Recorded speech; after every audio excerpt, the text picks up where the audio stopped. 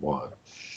Welcome to Pete Daddy Dollar's Pad presents the super terrific Happy Fun Time Wrestling Podcast. I'm your host, PeteDaddy, Pete Daddy Dollar, Itapokui, and you can call me whatever the hell you want. I am joined by the panel this evening. To my right, he's looking at you, kid. Mad Dog Warren. How you doing, brother? Welcome back. That's right. Now hang on to your feelings, sunshines, because it's going to get fucking hairy in this podcast. Because I am the Mad Dog. I'm a fuel-injected suicide machine. I'm a rocker. I am a roller. I'm out of controller. Hotter than rolling dice. Step right up, chum. Watch me throw these hands, and you sit your mook-looking asses down, and maybe Pete Daddy Dollar, Will Vendetta, and myself will teach you something. Maybe we'll teach your grandma to suck eggs. I don't know. What do you think about that, suckers? Oh, I like it. He's bringing some attitude. I like that. Hell yeah. I had to. That's no, man. No, hell no. We're all fucking we're all workers here, man. I like it, brother. Trust me. I love hearing that shit. Oh, I miss it. And on the bottom, he is not only he's a regular on the main show, he is a mainstay right here on the panel, just like the Mad Dog. Ladies and gentlemen, brother Will Vendetta. Man, I can't even follow up that, Jared, but Mad Dog, you really are a mad dog, man. I can't even follow that. No. What's up, Raiders of the Lost Flicks? My boy Groovinator's in the chat. Break a board over your head. Oh, Jesus, help me, Rhonda. No, we're not ninjas. Well, I mean, I'm not one to go through tables or anything, but no, we were kind of talking off air, and I was asking Will and Mad Dog if they caught up, watch Raw on Monday, and I don't personally watch it because I'm always doing a podcast on Monday nights live, so right here on the channel. So I don't 8:35 Eastern.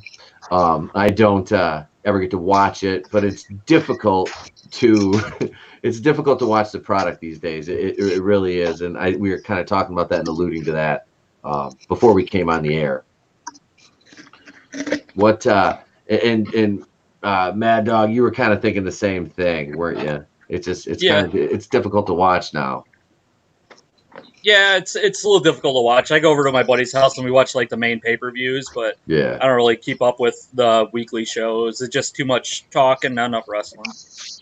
That seems to be what it's gotten to now, and it's not like these guys are these brilliant promo cutters, because in the Fed, all these promos are pretty heavily scripted, because a lot of these guys, I don't know. It's not off the cuff. No, and that's what takes away from it, because when you listen to something that's organic and it's coming right from that place in that moment, it hits so much harder than something that you've kind of worked out in the back. Then one line changes and your whole deal is shot, and you're like, oh shit, what do I do now?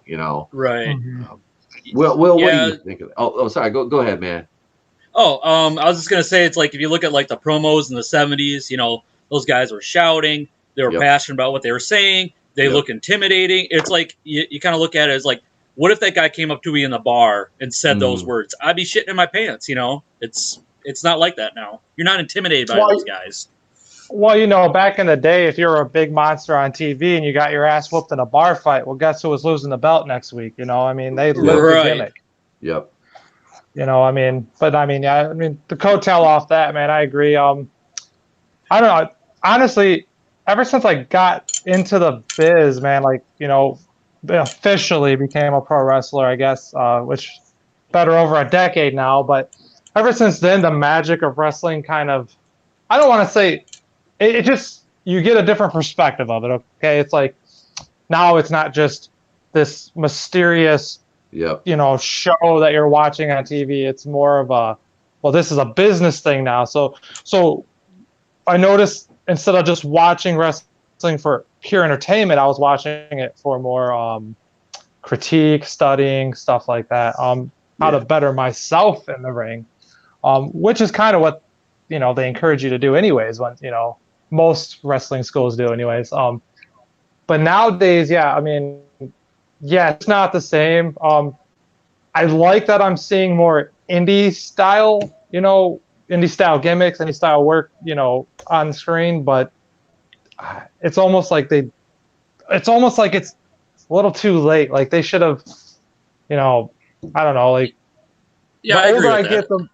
get, the older I get, the more fond I am of the Tennessee style. Thank you. Yeah. 80s, Well, early like 90s. AEW, they got guys like Jungle Boy. You get like Luchasaurus. Those things are straight out of the like old way of doing things, and to me, that's more fun. Cartoony, absolutely. cartoony gimmicks, the 90s, like the early 90s, 80s kind of gimmicks. I actually got into a big argument in a wrestling group I was in because I didn't know who Jungle Boy was, and I was like, well, he's an indie guy, right? The guys are like going off on me. I was like, whoa, slow the fuck down there, dude. The most athletic thing you've ever done is get out of fucking bed in the morning, bro. I'm like, you can't lace my fucking boots now. Peter's out of business. Don't fucking come at me like you know me. Because I said this dude looked because he did. I mean, he's a good. I've seen a couple of his matches. I've watched him shit on YouTube. He's a good worker. His gimmick gets over. People like him. He seems like he's got his shit together. And that's good for the business because it's not this cookie cutter type shit that you're getting from the Fed now. Yeah, you're not getting the guys that are dressed up in MMA gear. Going to the ring. It's a character. Yep. That's it, man. It's you've got to. It's a gimmick. That's if you want to see motherfuckers in street clothes, then you can go watch a bunch of bums fight behind a bar. I mean, you go watch a fucking backyard show or something. I mean, just go hang out at a 7-Eleven. You'll see that every day. Go to a goddamn Waffle House after midnight. Nothing good ever happens there. Shit. That's true. Let me go to the chat and say, Raiders. Put your weight on it. We watched what had he had? We watched Disco Godfather on Raiders of the Lost Flicks last Friday. And if y'all are familiar Disco Godfather, yeah. Are you Blaxploitation? It's a Rudy Ray Moore film, and he is the Disco Godfather, and that's the one guy, Bucky, gets strung out on drugs, and he's asking Bucky, what had he had? The more drunk I got, I just kept yelling that all night, and then when he was DJing, he'd be up there in the booth and he'd stop. He'd be like, "Put your weight on it!" Just yell that like at random times. It was just fucking beautiful. The movie was awesome, but yeah. And there was some the guy that played Bucky, the young kid. He looked like Tony Todd, the Candyman, which is kind of funny. But Tony Todd, really? Yeah. Cool. Yeah, he did. He looked like it was like a young Tony Todd. I mean, tall, kind of big guy too. I was like, oh shit, I was like. It's just kind of funny because it made me think of that because then they're doing a Candyman reboot. But I'm not getting off on the pop culture shit tonight. Right. I'm starting on a cutaway. Reel it in. I usually save the cutaways for Mondays, but no. So yeah, that the new. I don't know. I don't like I said. I'm not a big fan of the flippy shit. I never have been. Like. Oh yeah. Before I got into the business, I looked at it. I was like, "That's cool." Me, I would. That is that.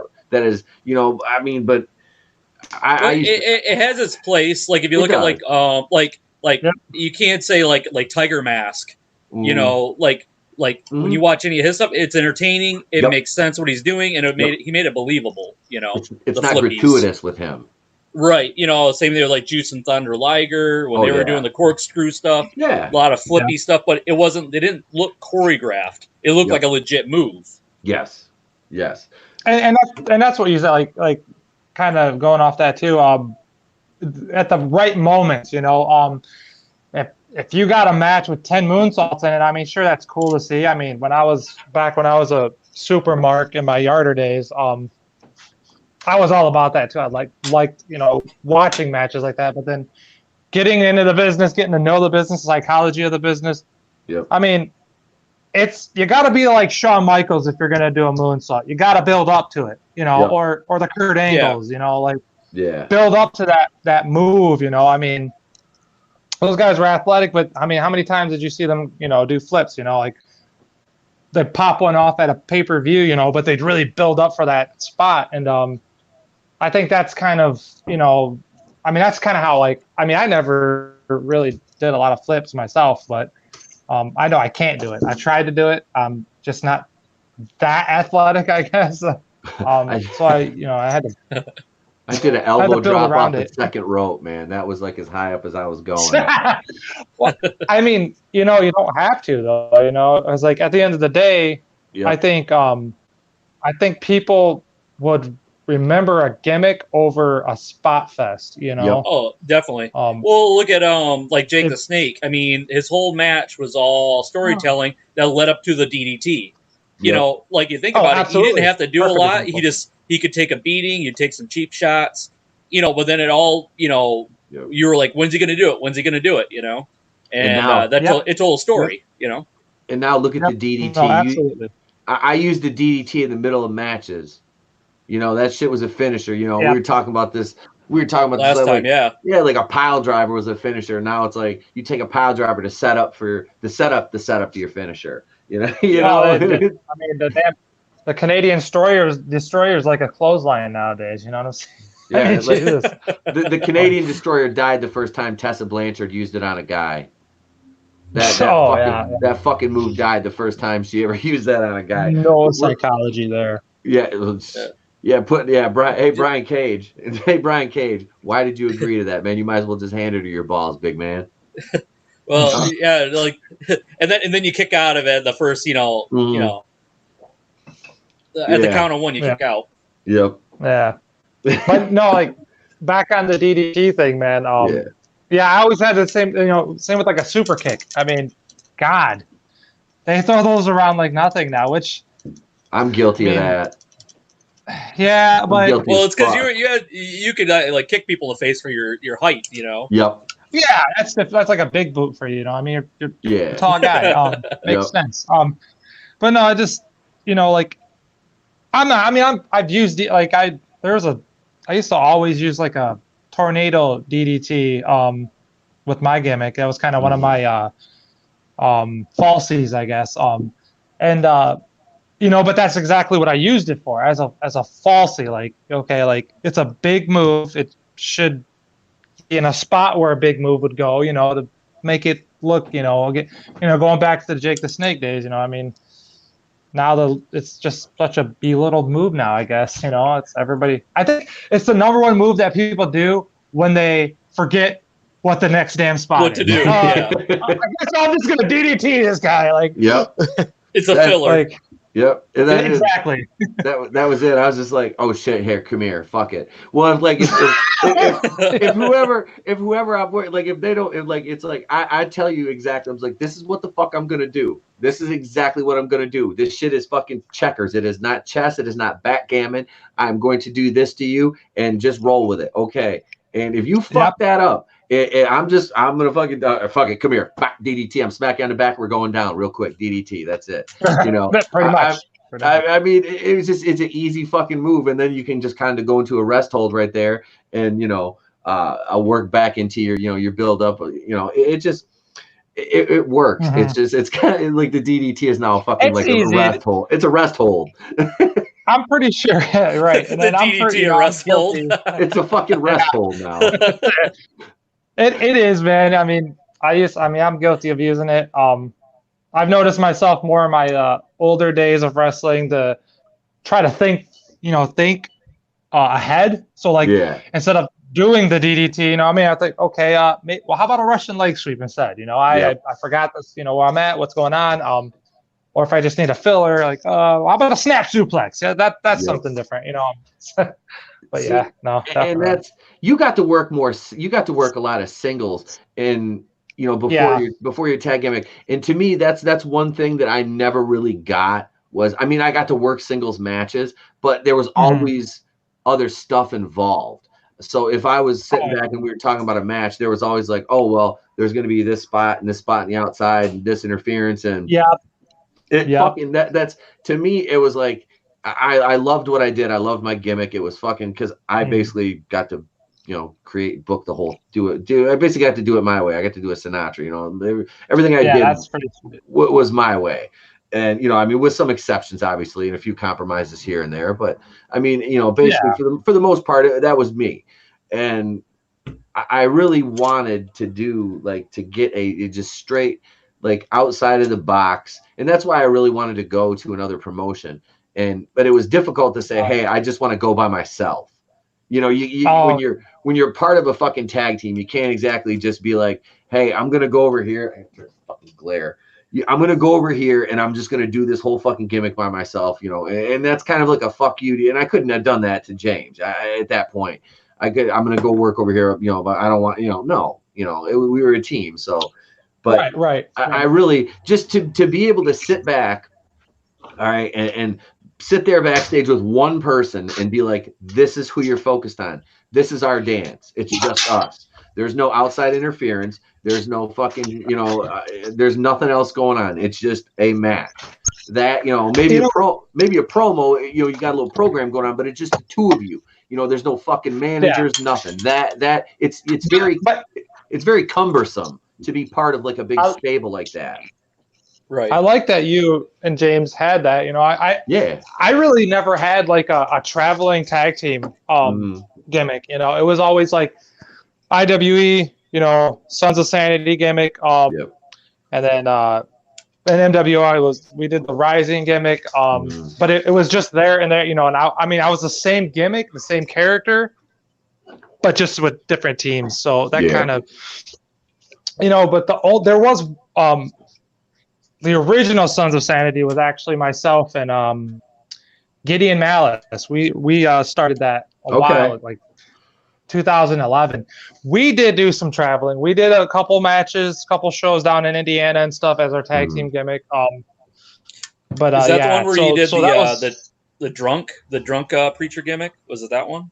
That was Jonas O'Malley. So, well, I thought Will did it too. No, that was Will. Well, that was your name, wasn't it? Didn't you go as you went as Jonas O'Malley for a minute, didn't you?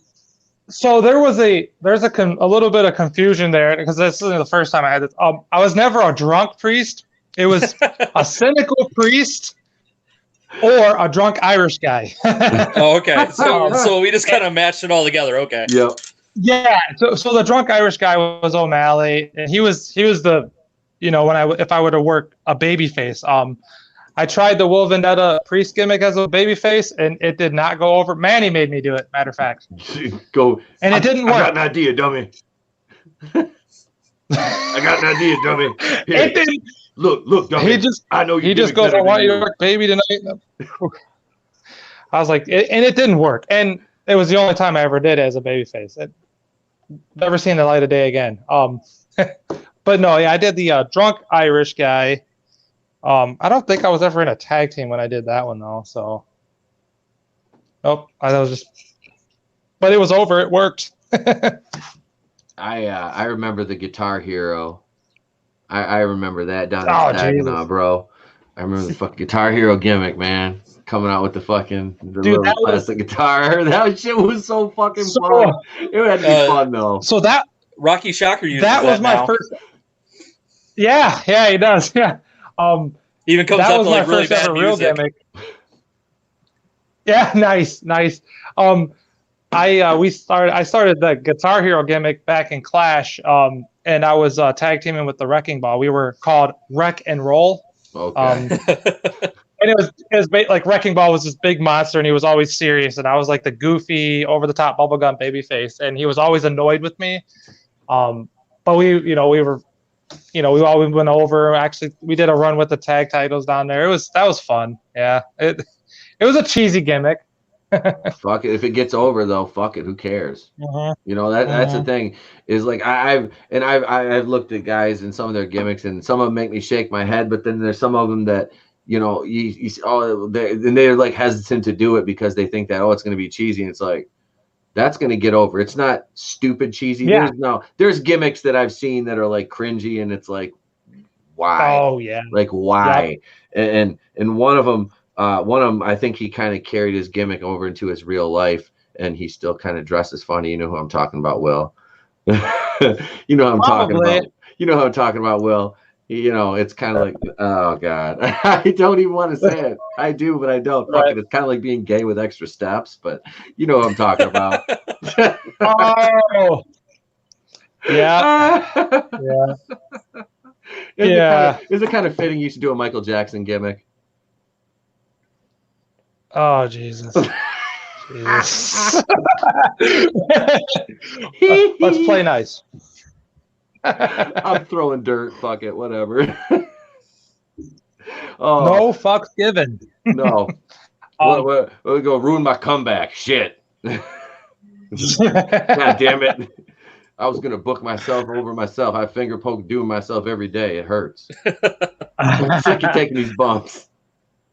I know. Well, If I came back right now somewhere, I'd try to do a babyface gimmick. I'd probably fuck it up though. really, you a baby face, huh? I could a babyface? I don't know about that. I don't know either. I couldn't do it. What would be your baby face gimmick? I don't know. I really don't know. I was a babyface in Saginaw for two and a half, almost 3 years. That fucking crowd, dude. When Manny was finally like, all right, dummy, look, you're gonna go out. Mark's gonna beat you up, but you're gonna win. Dummy. Look, dummy, here's what's gonna happen. You're gonna go out. Mark gonna kick your ass for 5 minutes. No, first it was, remember JJ? I had to clothesline JJ. You gonna knock JJ out, and then Mark gonna come out, beat you up, and then you gonna pin him. And that's basically how the match went. Then you go pin him. Then you go pin him. Impression. Manny's gonna freaking kill you if he hears this. He's gonna kill you. Oh, that's cool. Well, if I'm lying, I'm dying. I mean, that's basically how the conversations went with Manny. No. He's sitting back there putting on his jumpsuit. No, I know. Sitting back there in his jumpsuit, fucking, look, man, you were at the car smoking weed again, weren't you? Like, yeah, Manny. It's intermission, and I'm your ring announcer. Yeah, what the fuck you think I was doing, Manny? But no, dude, he that whole feud with JJ, like that led to, like, that was my first official match. JJ was not an athlete at all. Like, JJ was like not an athlete. This guy was like he was like the heel commissioner, and I was like the baby face. And you remember that dude, don't you? I spoke yeah. When you say JJ, I think Jeremy. Oh, Hughes. You're thinking. I'm thinking. Yeah, I'm thinking Hughes. No. I'm like, what do you mean he's not an athlete? That motherfucker. He's one of the most athletic people I know. No, not him. Not this other cat from UWA from Saginaw.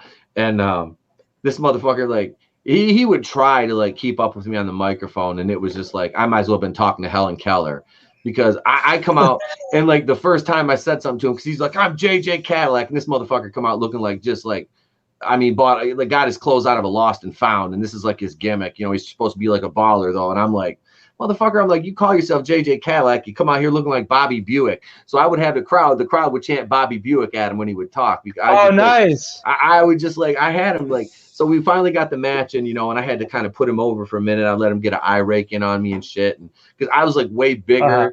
I mean, I was only about maybe 200 pounds, but he was just like, he was kind of like skinny fat, and like I said, the dude was not like, not in, like, he had no place being in the ring at all. Like, and that's why, like, I hit him with one line and he powdered, and it was Mark Galloway, who was from the tag team CIA, Denzel Titan, who dude was the coolest motherfucker, like him and Gerald Doherty, who was Black Velvet, Diamond Couture.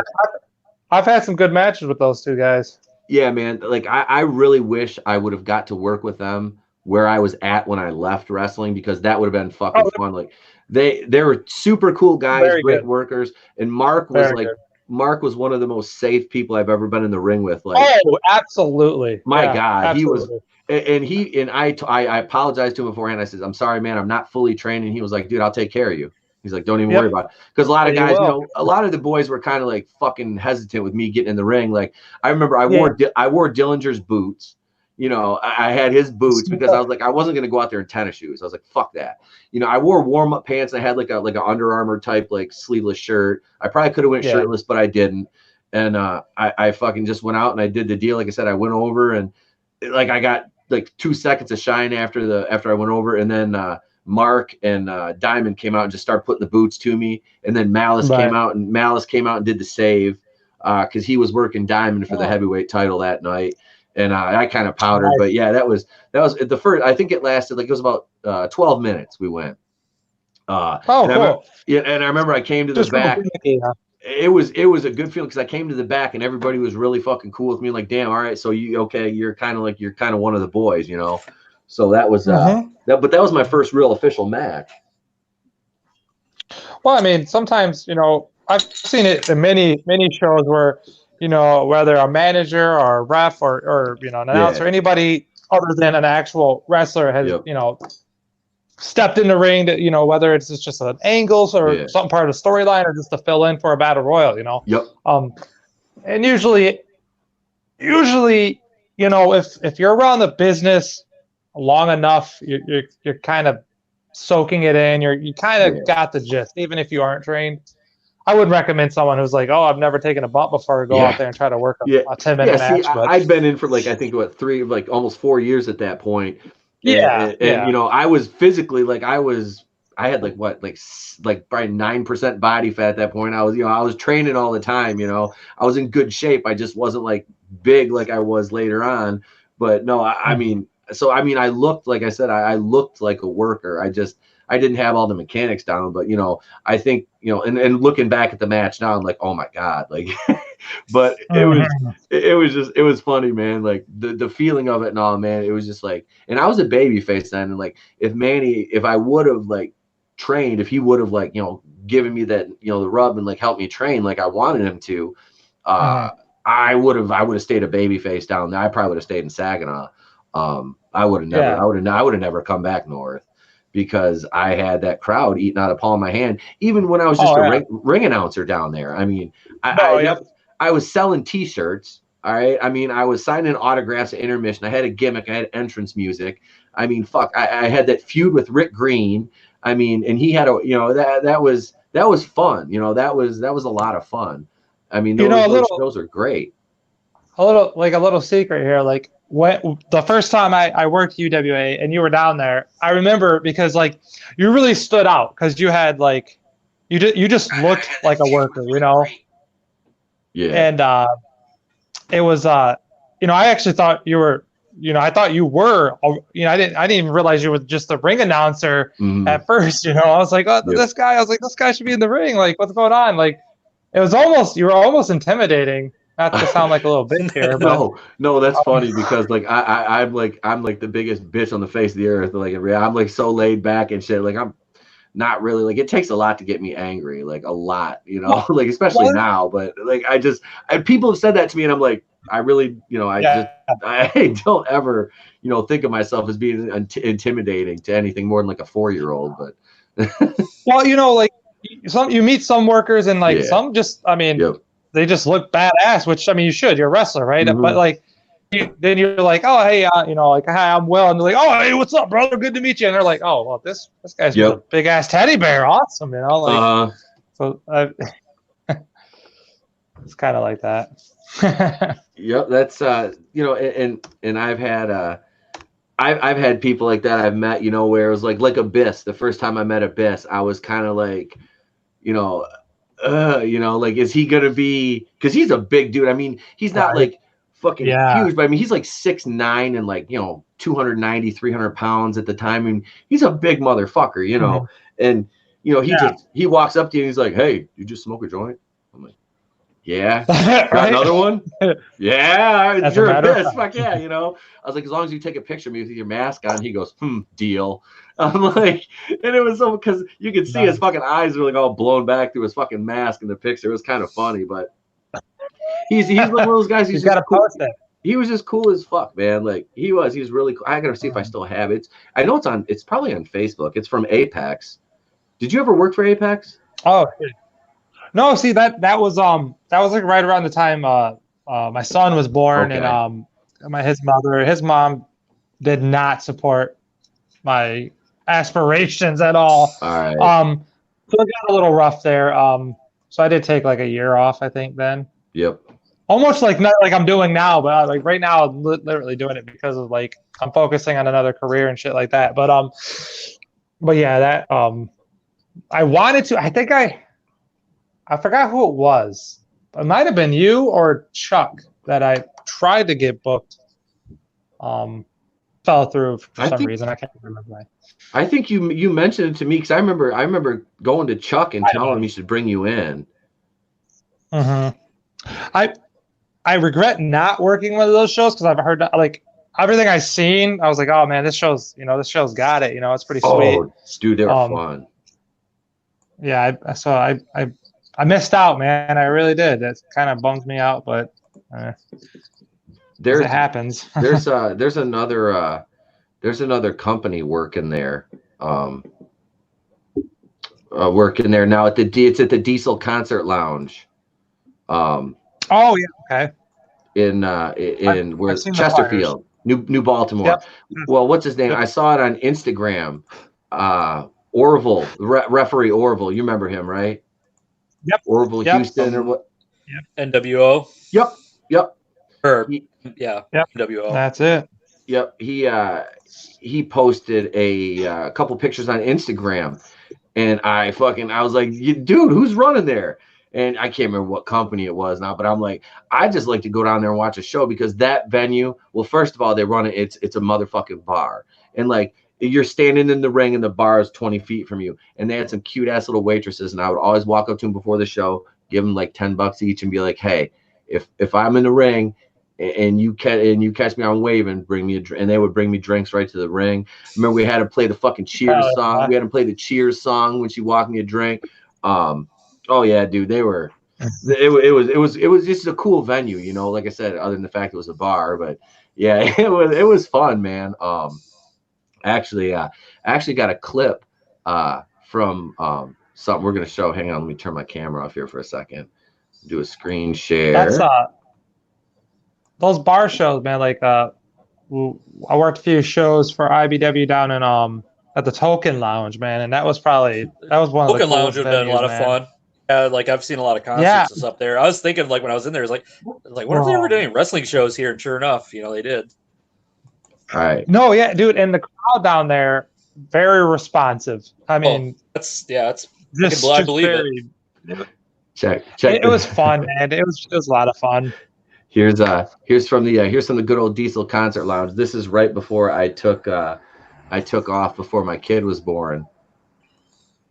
This is me and Dave Houck and Jonathan Presley.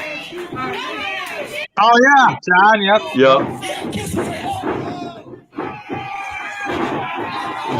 Nice. Beautiful. That was fluent, bud. That's good. There's a little something for the chat to chew on. And, oh yeah. And we were supposed to set up it was supposed to be a program between Dave and I, but that's when they kind of shut down and stopped running, which was depressing. Pretty sure I ran into Dave not too long ago at a Flint Firebirds game. I'm still friends with him on Facebook because he's got like 3-4 boys, I think, sons, and one of them is in dance. And I'm telling you what, man, this kid is like a little Justin Timberlake, dude. Like I got my boy, because he had my kid had a shitload of head injuries at birth, so he can't ever do any contact sports or anything. So I got him. He's in he takes dance and shit like that, and they're getting ready for their first recital, and he's dressed like Superman, and all the girls are wearing the blue Lois Lane dresses. I'm like, that's my little pimpin' right there. That's my little pimpin'. That's tight, dude. Hell yeah. We demand videos, man. Oh, dude, they'll be up. You'll see them. So I want to talk a little bit about WCW wrestling, man, because WCW is a huge fucking part of my basically like not my formative years as a wrestling fan, but like I would say my prime years as a pure fan. And obviously my entire fucking gimmick was influenced by the NWO. But it was. Yep. I think that was the best time in professional wrestling to be a fan was from around 1995 till around 2001, before the buyout. Right up until Vince bought WCW, and even before the Monday Night Wars, because wrestling was kind of coming into its own in the early 90s, breaking away from that 80s style, and ECW was a big driving force in that. But under Eric Bischoff, man, WCW flourished with Nitro and everything they did with their advertising and their marketing. They drew, a lot of the bigger names away from the Fed over there that defected, Hall and Nash being, two of those my personal favorites, but Hogan and Macho Man. There's so many guys that went over there in WCW. To me, for everything that it did wrong, I would take a decent episode of Thursday Night Thunder right now over what they're putting out on Raw, and I say that unapologetically, honestly. I would, and I'm not just looking through this. I'm not looking through nostalgia glasses. I'm looking at even the curtain jerkers that came out on Thunder are better than some of the fucking cats that are in the semi mains now. I mean, it even in terms of promos and stuff like that. There's not even a comparison.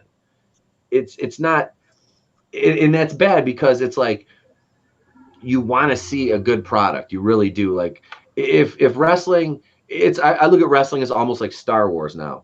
If you do one thing right, you can get some of my respect back. Like Star Wars had the Mandalorian, and now I'm like, fucking take my money. Oh yeah, take my money. Yep. So WWE, it's not what have you done for me, because I know what you've done for me in the past, but it's what have you done for me lately, and I can't buy in. And I'm not saying there's not good workers, because there's a lot of fucking talented There's a lot of good workers in there. There absolutely is. And the basically the wrestling restrictor plates that are put on these guys, it hampers their creativity and their ability to showcase their individual brand to a worldwide audience, which isn't fair to them. It does them a great injustice.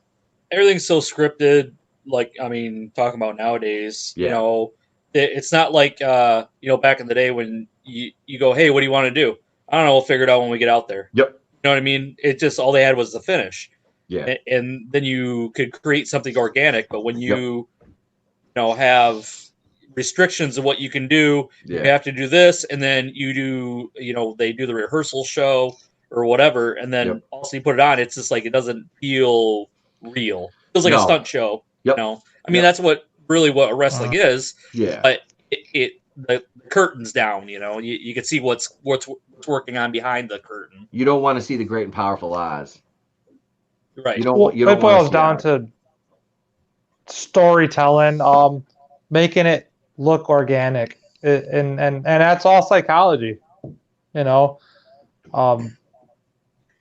a firm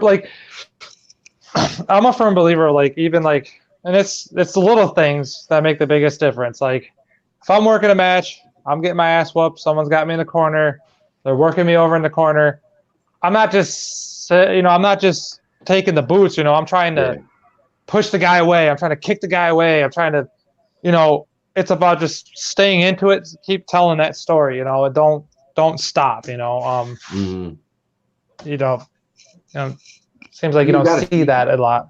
Yeah, you got to sell, man. You got to put your other guy. You got to put the guy you're working over, because you're telling a story, and if the audience is not going to buy what you're selling, then what the hell are you even doing?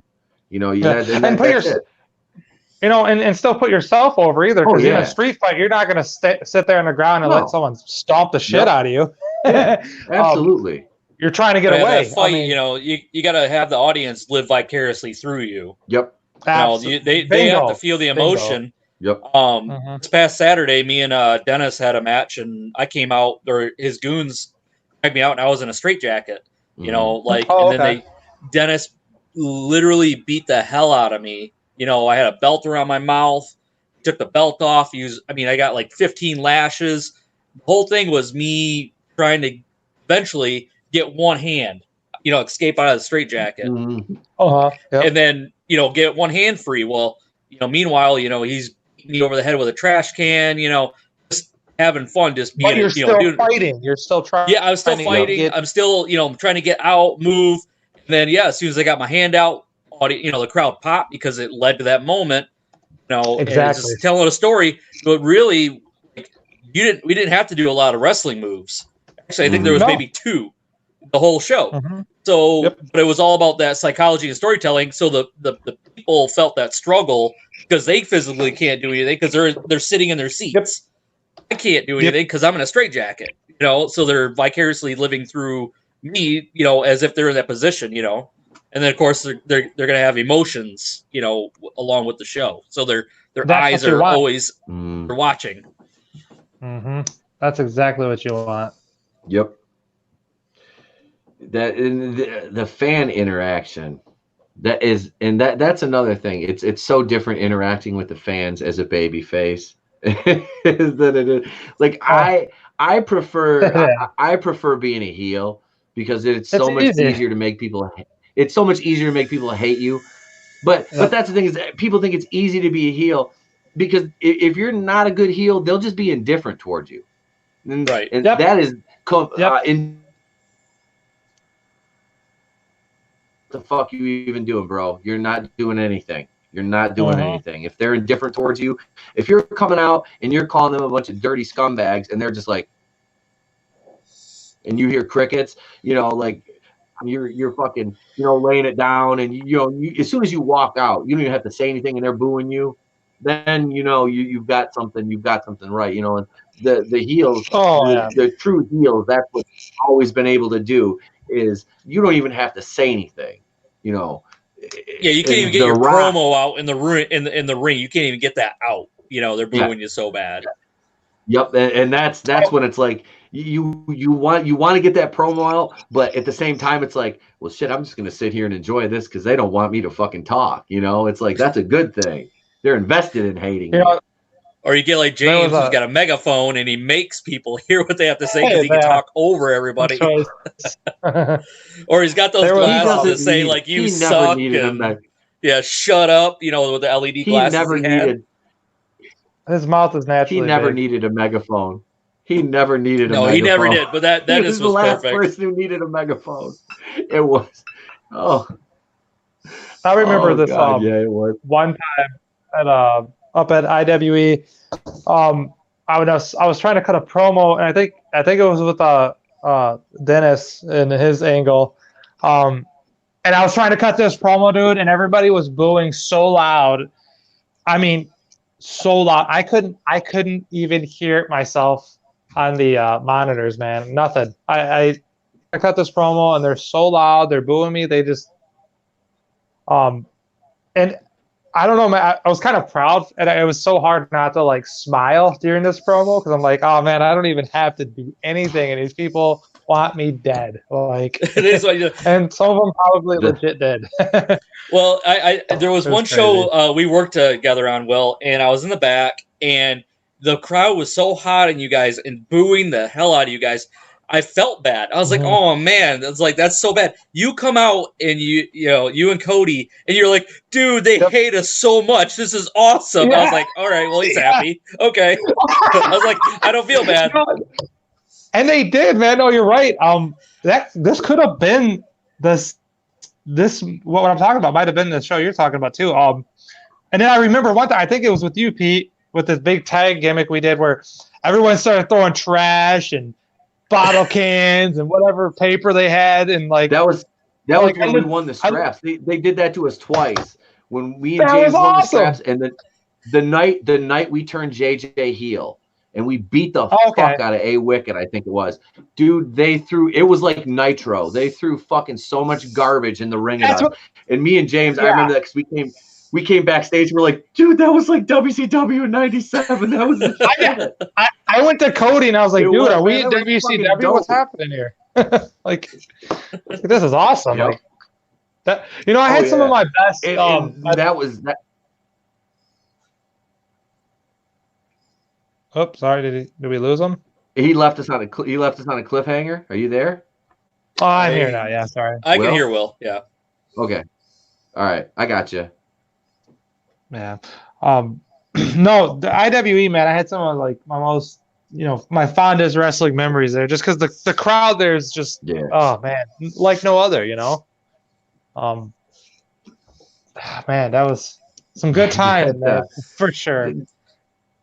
Dude, I was just watching one of our 8-man tag matches earlier. Actually, it was the one. It was the episode 39 where we won the straps because I lifted some footage out of that. I'm going to use for a new promo package for the fucking podcast.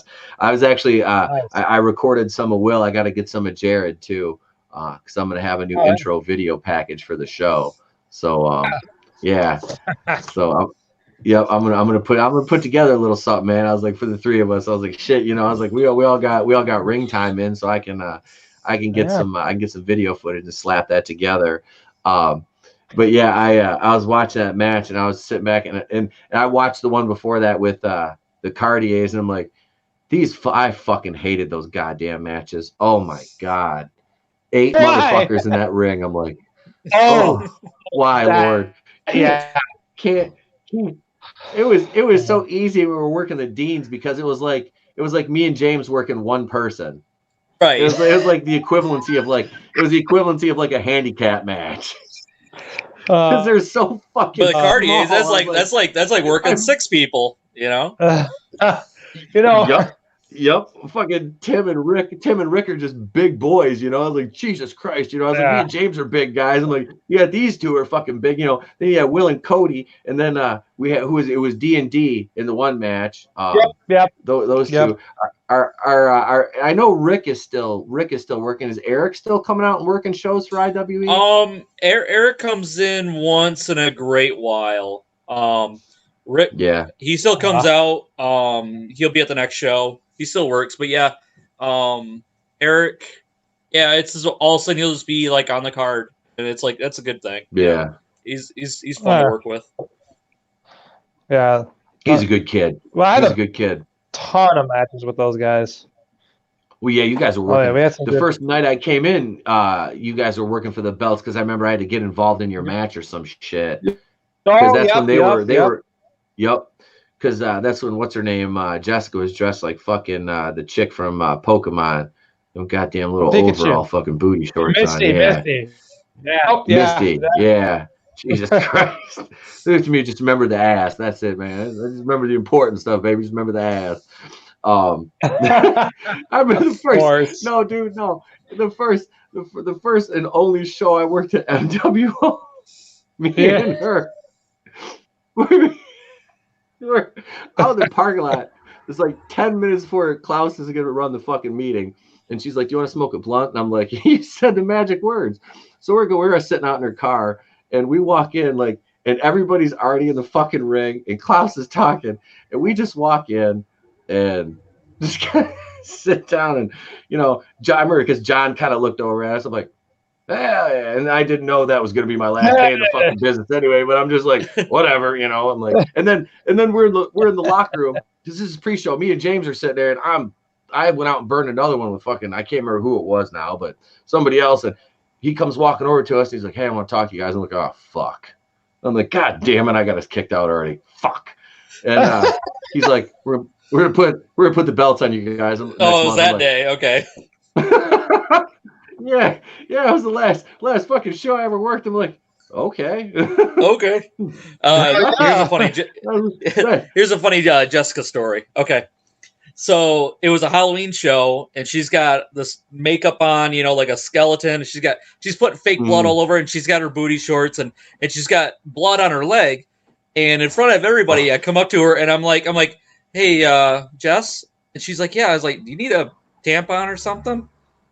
And she's like, looks at me, what? And I'm like, you're bleeding down your leg, girl. And she was like, you're a fucking asshole, and just like stormed out. Right. I'm dying laughing, all the guys are all laughing too, because it's not, it's fake blood, but it's what I thought, I was just like, hey, you okay? Yep. I said the same shit. I'm like, oh, you good? Yeah, of course I'm an asshole, Yeah. Yep. I got a funny story about Jessica too, actually. Since you say that. So for whatever reason, John had like a bag of vegetables. For whatever reason, just like squash, cucumbers, bullshit like that. Oh, he's a fucking vegan. He's like, hey, you want a cucumber? Well, yeah. He's like, hey, you want a cucumber? So, I think a fan brought him like Fresh Garden. Yeah, bud, I'll take a cucumber. Oh, okay, I love cucumbers, So I grabbed the cucumber, and I was wearing my trunks at the time, so I shove it in my trunk. And I'm walking around with the guys, backstage, just kind of standing next to them, like nonchalant. You remember this? I remember this now. Yep. Hell yeah, you do. And I remember walking up to Nick Baker, just casually talking. He's like, "What the hell is that?" I pull this cucumber out of my pants, and he's like holding it, and he's like, and Jessica comes out of nowhere, grabs this cucumber, and takes a ginormous bite right out of it, and everybody just falls and just laughing their ass off. She's like, "Why? Why are you? What's so funny?" And then I was like, and then Nick was like, "Well, that cucumber was in Will's pants." And yeah, dude, Nick's like, "If you give me $5, I'll eat the rest of this cucumber, hands down." Someone walks up with $5, and this fucking guy eats the entire damn cucumber. No joke. And here's the sick part, guys. Right, but here's the nastiest part. Here's the worst part. I had already wrestled that night.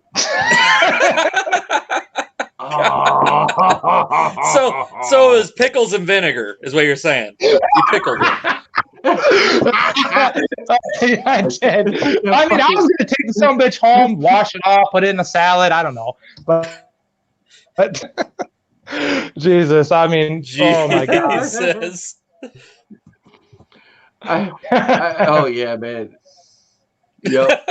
That goddamn, it was, I can't remember what it was. It was it was like probably I want to say the August show of 2017. It was a couple months before I left. And she walked out. I just got there, and she come out to my truck, and we sat there. We smoked a jib in my truck.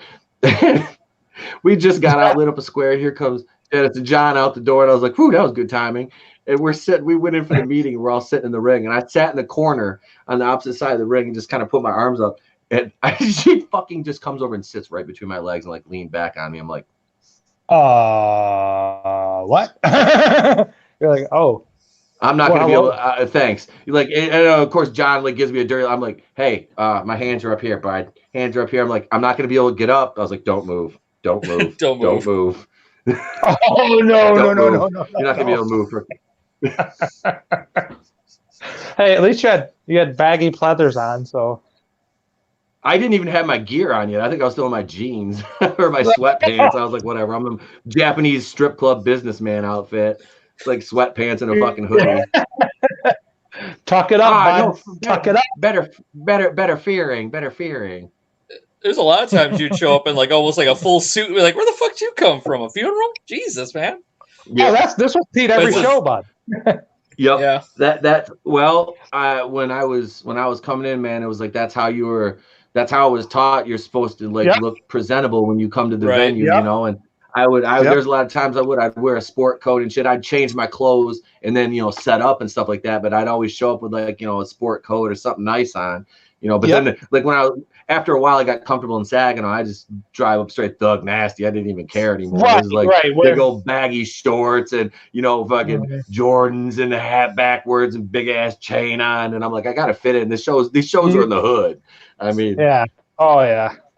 The night of Columbus, dude. That hall had the cheapest fucking drinks. Oh my God!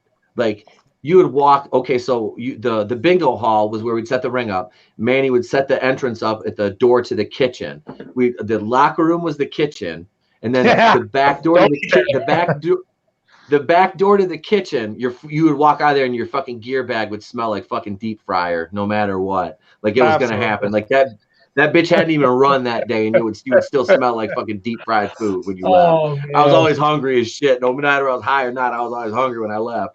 But we walk through the back of the kitchen, and there's a bar back there. And you go back there, and I walk back, and I'd be like, "Yeah, let me get 2 Jack and Cokes." She'd be like, $5. I'm like, "Yep, $5." I'm like, let's see, it's an hour and a half drive to Houghton Lake. I can have 4 to 6 of these during the show. After teardown, I should be sober enough to drive home because I'm going to stop at the truck stop because me and Rick Green would always stop at the TA right off the exit in Saginaw and eat breakfast there on the way home. And yeah, man, those Sunday night and the shows were always on a fucking Sunday night, but it was really convenient because I never really had to work Monday mornings, so it worked out really well. Nice. But goddamn, man, those old the old days down in Saginaw, and then we moved over to the the Buena Vista Community Center, which was even more ghetto than where the bingo hall was. Like that was like, do not stop at the red light. Like the neighborhood, like the community center itself it's a gorgeous building. The people that run it it's super nice, clean. But goddamn, man, like when you walk out, it's like the Project Steps. It was bad. Like the neighborhood around it is Buena Vista's bad though. There was a few shows we all did with like Missile Dropkick. And Will, did you ever work with us for that at all? Like a few shows? I never did that. Nope. That was after I took my hiatus. Okay. Yeah, there was a few locations where it was pretty sketchy. I mean, it was nice. It was like a Salvation Army or something like that, like gym. So it was nice. The problem was the ring he had was a converted boxing ring. And the thing is, it was stiff as hell. I mean, it got to the point where like you'd rather take a bump like on the concrete, and the worst thing is, like I'm 5'7", I'm not very tall, but when you walk up to the ring was so high, I could reach up and grab it with my hands and touch the top of the ring. You literally stepped up these steps to get into it. We had a battle royale with that thing over the top rope. And it's like it's literally like dropping like a floor down. Oh, that thing was scary as hell. Like I remember getting up there and like you get vertigo, and all I can picture is like guys like slipping through the ropes and like falling down. Oh man, that was like some of the scariest shows. But like the crowd was really into it. But it's like I was surprised that the whole time the crowd's got their head, like watching it like this because it's so high up, because I think it was the ring was made for like a platform or something. How high up it was. That's what it sounds like. It's been a while since I worked another show for FDWA, but I guess they chopped it down and they fixed it. But man, it's like we're like, all right, let's do a bump on it, and you bump on it, and there's no give at all. It's just literally you bumping yourself off the thing. It was bad, but I've been in fun shows. But man, it was rough. The boxing rings, man. It's not for wrestling, man. Ooh. Just like Manny's ring was the best with that big fucking hole in it. Frozen ass boards and shit. Hey, dude, it was like a Undertaker gimmick ring where people would like crawl out of it and shit. Yeah. Me and James are gonna hit the double fallaway slam on Will, right? And it's like, all right, we can't throw Will over here because we'll throw him right through the fucking ring and probably impale him on these boards. Now, this is in 2017. Manny bought this ring from Eric Freedom in 2012 after he bought it from Gary the Freak in like 2010 after we bought it from Harley Race in 2008, I think it was. So it's been around. It's been around. Boards, all right. The same boards? Yep. It was Harley Race's ring. The same fucking boards, all right, that we bought it with. Manny was using them in 2017. Now, I would set this ring up in Saginaw, all right, when he was still running UWA. Will was not joking. He left the fucking ring in the wintertime outside on a trailer uncovered, come to the show the day of the show, and then get mad because the boards were froze together. Well, I don't know. You guys figured out, dummies. And we'd have to get pitchers of water and dump pitchers of water. And then everybody's in the ring. And then you have to work the show with the ring soaked.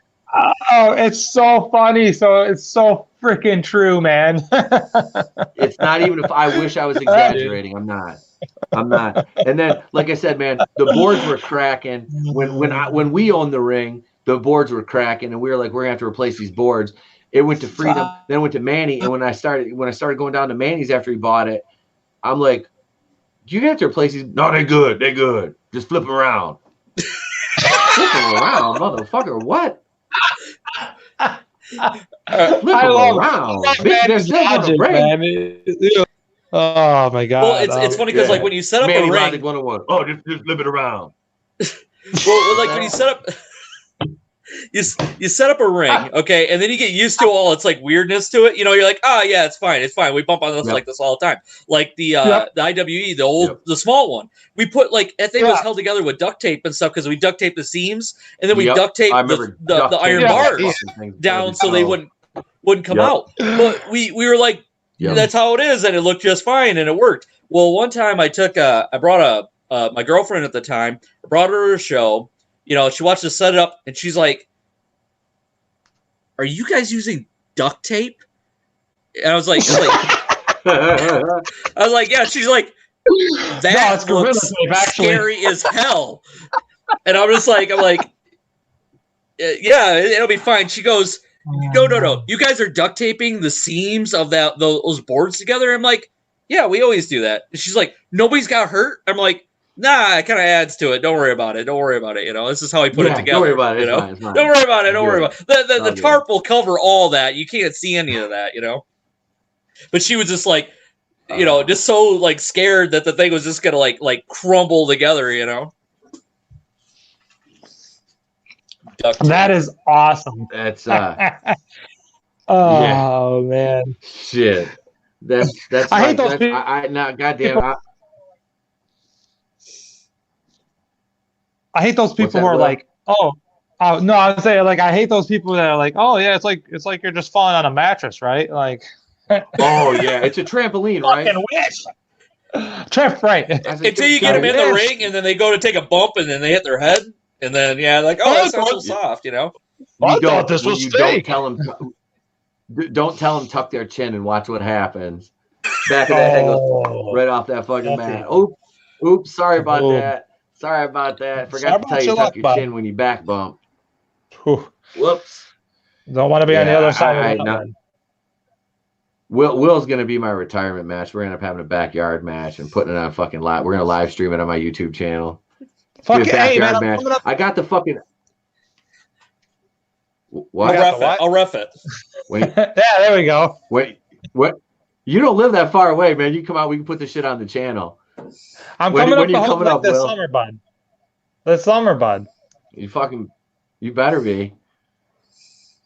We're gonna fucking hang out, dude. I'm serious, dude. We're gonna we're gonna get drunk and I'm gonna get my gear on. We're gonna bring your fucking gear. I will. We'll do a Saturday night episode of the podcast, and my gear bag is still fully packed, like I'm going to a show, sitting right next to my bed. I shit you not. Everything is still in baseball the bag. Bat too. Baseball bat is in the garage. It's been I've used that as a stress reliever a few times to break up some shit. Hell yeah! Because I don't lift any. I haven't lifted in like almost a year, so I just take the baseball bat to like things, and it makes me feel so good. You have to crush the recyclables before you take them in. So the Louisville, she needs to be repaired. I cracked her actually. It takes a lot to crack a fucking Louisville Slugger, and I cracked it. Fuck, I don't know if I want to do this retirement match now, but shit. Oh shit, it's gonna be like surfboard hold, sleeper hold, arm bar. DDT. You're gonna do a DDT in like the middle of it, a super kick. There'll be a DDT and 18 super kicks at one point. It'll be you kick out at one, okay? At every one of them, Fucking yep, absolutely. Will's gonna power bomb me off the roof. I'll kick out at one. Oh, you fuck! I'm gorilla pressing you because that would psychologically make sense. Yeah. Oh, that's awesome. Oh, my fat ass would break every bone of my goddamn body. It would be like a fucking sack of tater tots falling on the concrete. Sack of tater tots, dude. Me taking a bump right now. Look like a fucking sack of tater tots taking a bump. That's what it would look like. Not potatoes, tater tots. Tater tots. It's a bunch of fucking lumps just slapping down against the concrete. It's like just right there. Oh some of them are half frozen. Piss my pants over here. This is half of them. Half of them frozen, the other half are just thawed out and soggy and fucking pathetic. They're pretty much summed it up at this point. You guys do this match. I'll ref for it. Oh, hell yeah. All Why are you working in a hoodie, motherfucker? Because I look like Fat Albert. That's goddamn why I'm working in a hoodie. Mind your business. Shit, man. I was laughing. Sal and Adam were joking around. They're like, we saw your old YouTube channel, all your videos. You took your shirt off, got 1,000 views. I'm like, yeah, because I had abs back then. Now I have fucking rolls. I'm like, that shit doesn't work, man. It's like Fat Tuesday is every day for me. Pete, you still got your traps, right? No, not anymore. I got nothing. I got nothing. Me neither. Man. I really do. I haven't lifted since like May of 2019 or 2019. I think was the last time I lifted. And like I walk out of my garage and like my weights are just staring at me, going, "You lazy fat motherfucker." I'm like, lazy. Shut up! You're holding the cardboard boxes up. Shut the fuck up. Matter of fact, I got a whole rack of dumbbells like you would see at a gym sitting out there, just like collecting dust. You're getting heavier, is what you're saying. Oh yeah. Like I said, I'm out of breath just sitting here. I mean, I don't even smoke anymore. I'm out of breath sitting. I've been talking. You're out of breath right now. You're fucking blown up right now. Here's my retirement match. Just finger poking to him. I'm fucking bumping. I don't even want to go over. Going over is too much work. That means I got to do Well, if it's your retirement match, you can't go over, That's how it works. Oh, fuck that. No, when my retirement match. Will's just like, I'm going to fall. Will pulls me on top of. Let's get this over with quick. I want a beer. Right. We planned the whole fucking match now. It's going to last 90 seconds. 60 of that is introductions. It's you just cutting a big promo. I cut a promo for 80 seconds. Will walks in 10 seconds. We fall at each other. That's it. That's the he just gives you a dick twist. There we go. Give him an old dick twist. Give him a Brody dick twist. I'm gonna give him the tank punt. Oh shit. Yeah. Well, yeah. Oh hell. Oh hell. Yep. Oh, geez. What is even happening? I have no idea what's going on anymore. All I know is I'm gonna go out here and I was like all amped. I'm gonna play No Mercy tonight and be like, Rrr. Actually, no, I'm probably gonna go play Sega Genesis. I just bought a Sega Genesis, dude. I'm like, I'm all stoked on that. I don't really know if there's any wrestling titles that came out on that. I'll keep this wrestling related, but I don't know if there's any really good wrestling titles on Genesis. I mean, you can get like Fire Pro. You can get that. That's pretty good. But I mean, that's like LGN games. I mean, I used to play the shit out of WWF Royal Rumble for Genesis. Mm-hmm. I mean, everybody harps on, it's an LGN game, but I played the hell out of that game. It was fun. I mean, I don't know what everybody's beef on it was. LGN, they didn't make bad games. Bad games. I got WrestleMania for my regular Nintendo. Yeah. I got that one too. I gotta get the cords for the NES. They had that for regular Nintendo WrestleMania. Mm-hmm. I didn't know it wasn't the greatest, but I mean, it was still fun to play. We rented it all the time when it came out. Dating myself. There was like an 8-man roster on there, I think. Yeah, you got like Hulk Hogan, Andre. I think Bam Bam Bigelow, $1 Million Man, and Macho Man. I think that was it. Honky Tonk Man. I think Paul Orndorff was in there too. I can't remember offhand. I'd have to look. I know Honky Tonk Man was on there. Yeah, Honky Tonk Man was on there. I'm trying to think because all the little health items that would come across the screen, Yep. But yeah, check out no. You could. What's that? No, you could go ahead, man. I don't know. I don't know at this point. I've lost track. It's a ghost. Yeah. It's like being in the middle. It's like being in the middle of a fucking 8-man tag match in a fucking 14x14 ring and being drunk. I'm just like, whatever. Fuck it. Whatever. Look, I I know I don't have to go until the end of the match, so fuck whatever happens before that. I don't care. That's on you. I'm Peter Paul. That's between y'all. Man, I've been in that position way too many times. Mm. Jesus. I'm trying. The chat, somebody's talking about Saturday Night Slam Masters. That one for Super Nintendo. That's an amazing wrestling game. I mean, it's not WWF or WCW related, but it's a Capcom fighter, and that game's awesome. Yeah, you can be Mike Hagar for fight in it. That one's super fun. That never gets old. I think the best wrestling game actually would be WWF WrestleFest, the arcade. Never made a home console version of it.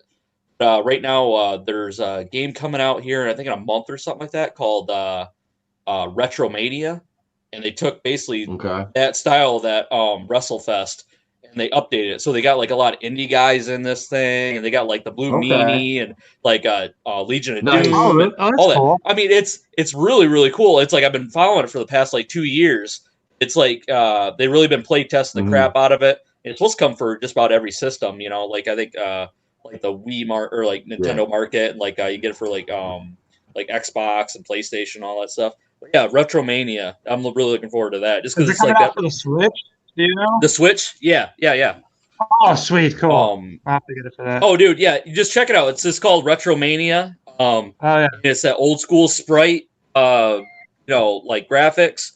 It's all like I think there's like 3 buttons. To it, so it's like old school arcade is what they tried doing it with. Oh, sweet. I've been following it. It's cool. Like I don't care about any of these new wrestling games. I want to play this because this is like it's one of those things where you could sit on a couch with somebody and play it. Yeah, no, should be good. I want to get something that I can play with my kid. Maybe something he'd totally be able to play it because you said your kid's getting into wrestling now, right? Yeah, he's been getting into it. Yeah. I can't remember they had a contest where you could vote for an indie guy to be in the game, and they voted for I can't think of his name, but actually it's somebody that Adam Wick, A Wicked wrestles with. He ended up being in it. It's pretty cool. Oh, really? Aaron O'Ryan? Was it Aaron? No, it's some kind of like Diablo gimmick thing. Oh, okay. I can't remember his name. It wouldn't surprise me if it was Aaron. But Sal says, but does it have Pee Wee the Ref? One of the headliners is Hawk and Animal. Like they're getting like endorsed for it and stuff like that. Okay. All right. Yeah. Nice. Oh, Linkalek says Fire Pro Wrestling World is the only good modern wrestling game. Retromania seems awesome. See, I still play N64, no WWF No Mercy. Well, because I've got the entire one. I've got the entire WCW roster on that game. I've created them. I've got all these controllers and memory cards and shit, dude. Like I have shows booked like in notebooks I've written out and shit on there for the last like couple years. Yeah. I like to scratch the itch of I miss having the book. Booking is fun, man. I'm not gonna lie. I got the book early on in my career when James and Gary and I were running. I got to do a lot of the booking, and that was fun. I enjoyed that. What I didn't enjoy was dealing with egos when you book a guy a certain way, and they're like, oh well, and it was the first person to do that to me, of course, was Joe fucking Bird. But I'm like, I really don't care.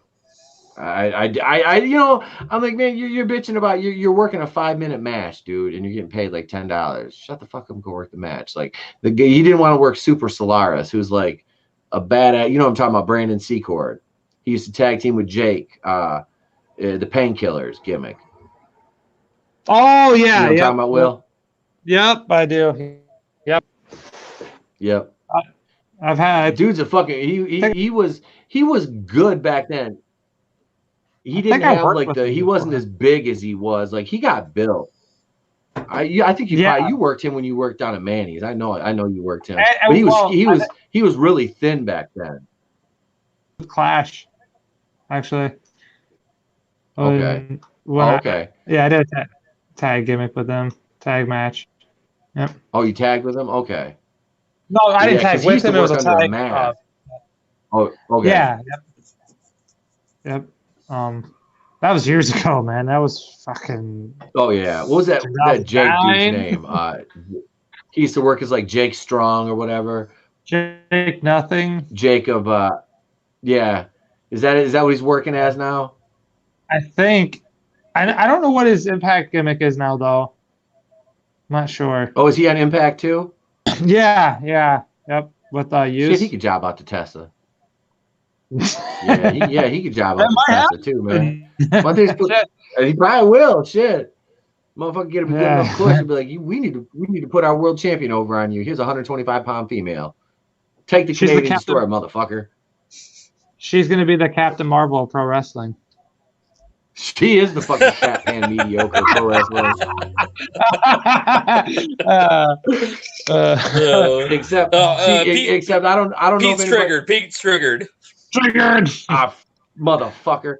I don't know if anybody's paid Brie Larson to take a shit yet though, like Tessa Blanchard. What? Have you ever heard that audio? That I was listening to Jim Cornette's podcast, and him and what's his buddy's name, Kenny, on there with him. They listened to that whole tape of her, she recorded of her taking a shit for that guy. No, it was so fucking funny. Yes, no, this recorder herself taking a shit. You paid her to record herself taking a shit. Oh no. What?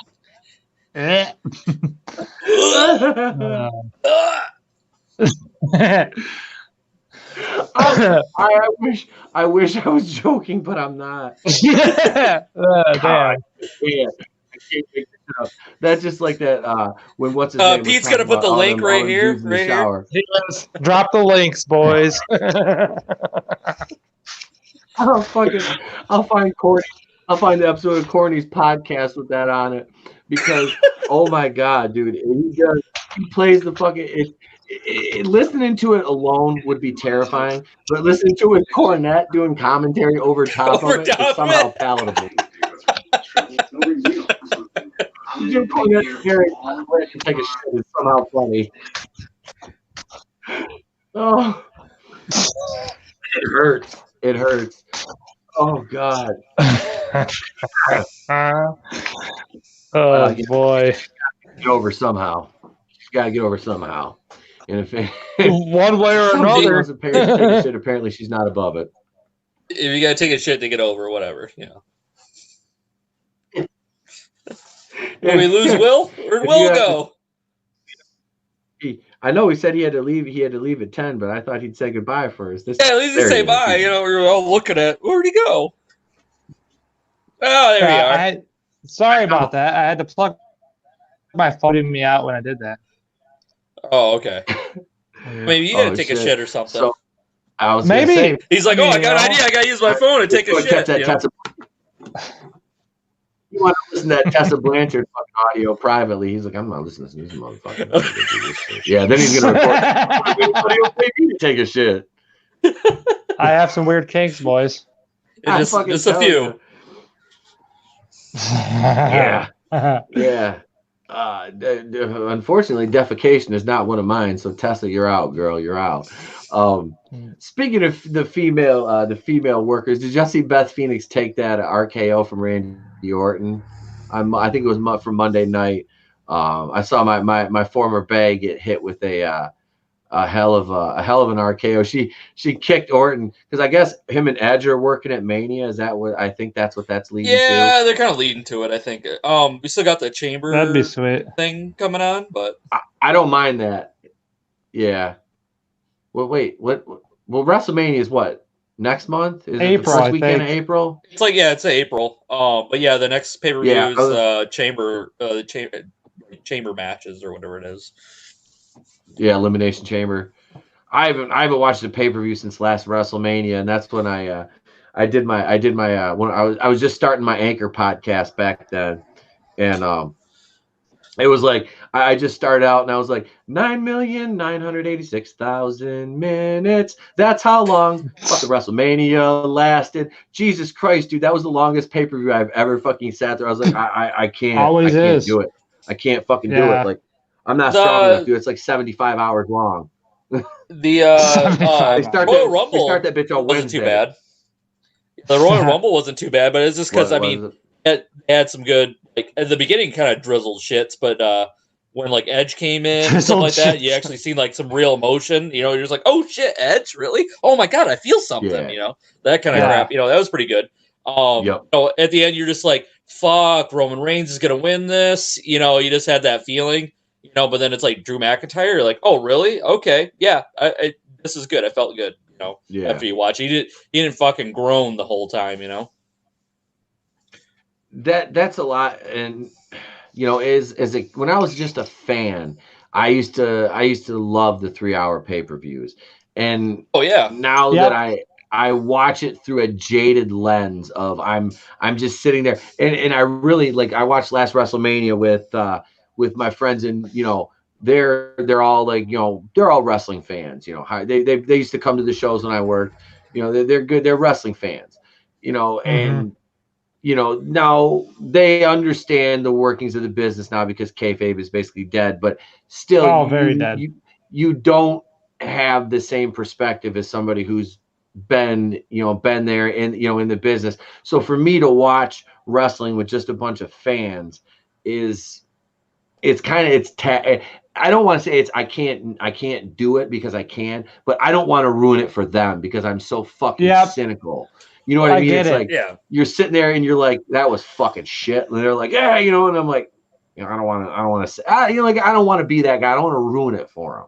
Right. You know, because they enjoy it. Get it. Yeah. I like go over to my buddy's house and he's got a bunch of kids over there. And I mean, they don't know what's up yet. You know, and they come to like the shows, the indie shows.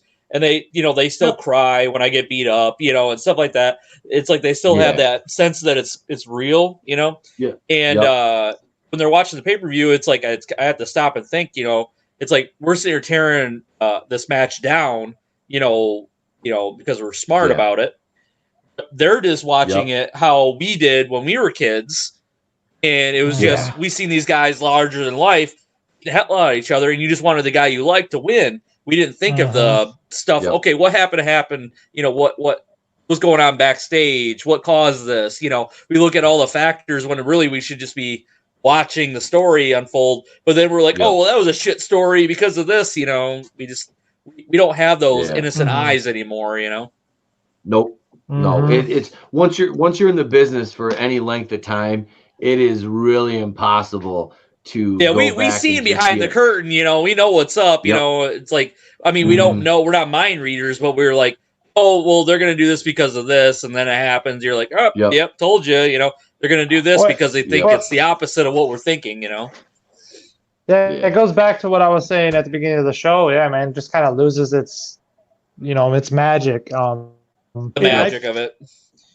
And I just, you know, there's times now, like if I go watch a pay-per-view, because I got a buddy of mine, the ref, I'll go over to his place when the pay-per-view's on, and I'll literally predict every single match. Well, I already know, you know, I mean, we all know it's a show, but we also kind of want to be surprised who gets over, who doesn't, you know, and too predictable. It's like then we get all we get pissed off when like guys like Goldberg take out the, you know, the Fiend, but it's like, well, isn't that the whole point of it? Is we're like, it's supposed to be unpredictable. You know, you get a guy that can beat somebody. It's like, but we're like, no, he's not supposed to get the title. It's like, why not? It's like, not like supposed to know Goldberg out of nowhere, left ball field. Suspend your disbelief is what they want you to do. Suspend your disbelief. And then everybody's like, right now they're getting mad at Goldberg, but it's like, Goldberg, he doesn't say he's going to get over. No, he can't walk up and like, all right, I want the title. I want to beat the Fiend. You know, that's a decision, you know, somebody else makes, but everybody's like, oh, fuck Goldberg. And like, he knows he's not a worker. He's just a guy that shows up and gets a payday. He said that from day one. He's like, I'm not a wrestler. He goes, I'm green as fuck. He's like, he'll never say he's a pro wrestler. You know, Mhm. it's like And people shit on him all the time, you know. Yep. I'll go back to the WCW conversation we've been having. I was a WCW fan, so seeing Goldberg on top was my fancy a bit, you know? I mean, It does. It does. Back in the day, you know, I used to go to those WCW shows, and also back when Goldberg would like show up and like and beat the guy within like a minute, you know, and then he'd leave, and we thought that was awesome. And I was just a punk kid, 13, 14 years old, you know, seeing that happen. I thought that guy was a legit badass, you know. And that was the first time they ran with a gimmick like that, you know, with Bill Goldberg. So that was also really cool to see, you know. Yeah. So you see a guy just running through guys like they're nothing, you know. Fuck, the guy would come out in jeans and do it, you know. Yep. I mean, he beat Mike Enos, Wayne Bloom, and Rick Fuller a combined total of like 172 times, I think. In Glacier, I mean, there was like 5 guys he beat like 180 times. I swear to God. But no, man, like the match with him and Hogan on was that Nitro? When he won the title in Atlanta, they gave the world title away live on Nitro to him.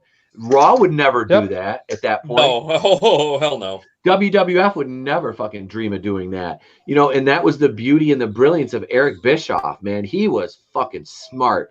And then his own hubris, like so many of us in the business, his own hubris got the best of him. And no, a lot of people hate his guts. But I mean, he did a lot. He kind of ushered in, but at the same time, I mean, I've always had this view that they kind of like by growing up with the people that grew up in the '80s, kind of moved it up as adults. But then it got too violent. Where like now that when I was became an adult, like if I had kids, I don't have kids, but like I wasn't like, well, I'm not going to show my kids this. No, it kind of alienated, and that's when like business kind of took a big dive. You know, it got too violent. You know, as far as like. You know, he had a bunch of girls up there, you know, with like plastic surgery, you know, it was all about boobs and tits and shit, you know. It was not about the wrestling anymore. So they kind of like got disconnected, you know, with the new generation. You know, it's like we kind of needed that resurgence, you know. Yep. Yeah, and to add to the woman thing comment you made, I like that you're seeing more you know, actual female wrestling now rather than just tits and ass. You know, you're actually seeing workers. The girls are actually working, you know, as much as shit as people give like Charlotte Flair. I love Charlotte Flair. She can fucking work. You know, it's like she's a lot of the girls can actually work now, especially like the girls they get from like over from like Japan and stuff like that. They could they work strong. Lynch and the strong style. Becky I'm glad to see that, you know. That's a good one right there because I gotta tell you, man, like I said, I really don't follow it, but her gimmick is still so over, and she's been doing the man gimmick for like a year now. I mean, and it's it's been about a year she's been doing that, and she's still getting it over, and she's still selling merch. How long do you think it'll be before WWE starts to want to get into that intergender bullshit? Do you think they'll do it? Or because they still have that strict. They still have that. Don't they have that the no male and female violence still? Well, they have it's pretty touchy, you know. Like when you get like when you get like somebody that's really big, you know, like you know, beat up by a guy, it still doesn't look great. You know, it's like how where do you draw the line at that? You know, it's like you really want to have some girl like Becky Lynch, getting curb stomped, you know, by guys like Drew McIntyre, ripping her apart. It's like it's hard to get over, especially in your face and you're fighting a heel woman. That's you're not gonna be the hero. It's a lose-lose situation for any male worker in an intergender match. It truly is. And that's unless you're a heel beating up on a woman and you're gonna get some heat from it, then by all means, But still, I'm not putting her over unless somebody else somebody else comes in. I'm not taking a pinfall. No way, no fucking way. Oh, right. Nope. And it goes Somebody's back better to come in and hit me with a chair, because that hurts my fucking gimmick. Yeah. Well, you got it ain't like the days when I mean, she was damn near as big as one of the guys, She so was it an made exception. sense. She's an exception. Like her Yeah. and what's that? What's that other one? Oh God, she was in the Indies. What's her name? America or whatever. She did some of that fetish shit too. Big kind of bodybuilder chick, but she was all over indie shows in the South. She was actually you know what I'm talking about, Will, don't you? What's her name? Melissa something. Yeah, it was like her gimmick name was like America something. I can't remember her shoot name, but yeah, she had. Are you is he sounding weird to is he sounding weird to you too, or is that just Yeah, me? it sounds like he's like in the Tron universe right now. Yeah, I was gonna say he's kind of roboting out there. But yeah, like I've seen her I think I was work getting a a few phone call, so intergender. I kind of bebooped on you. Okay, so There you go. You're there better. you go. So you know who I'm talking Right. about then, Will. You kind of got an idea what I'm Yeah, I talking about. Yeah, her believe so. name's Blonde Melissa hair. something. Yeah, Yeah. she dyes it red sometimes.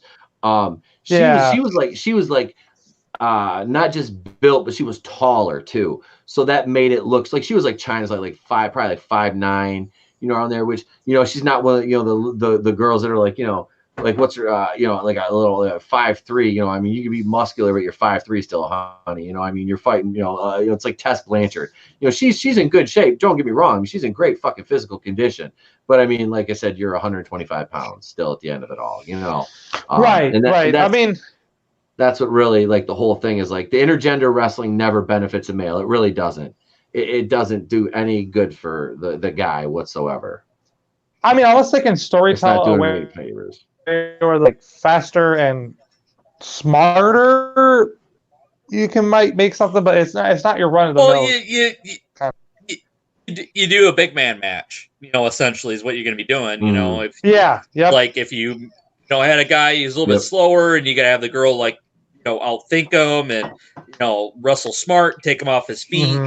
Oh, actually, you know, that doesn't lead up to the very end of the match when the, you know, the big man leaves, you know, loses ground and takes a bump. Of course, that gets the pop. You know, it's that's the only way you can do it. But it's like you're never gonna look good, you know, beating on a woman. You know. Nope. Right. No, it doesn't do you any favors, man. That's the whole, especially today with this whole, with all the Me Too shit. I mean, you can't, like, you really can't. It's not like, I mean, remember the fucking Dudley Boys putting Mae Young and fucking Stacy Keibler through tables, and I remember ECW Heatwave '98. One of the best, most influential promos I've ever watched in my life was Bubba Ray Dudley sitting there with that microphone. And he's sitting there and he's like, what did he say to this woman in the front? He's like, look, we got some mother in the front row with her daughter getting ready to take 9 inches of black dick from my brother Devon.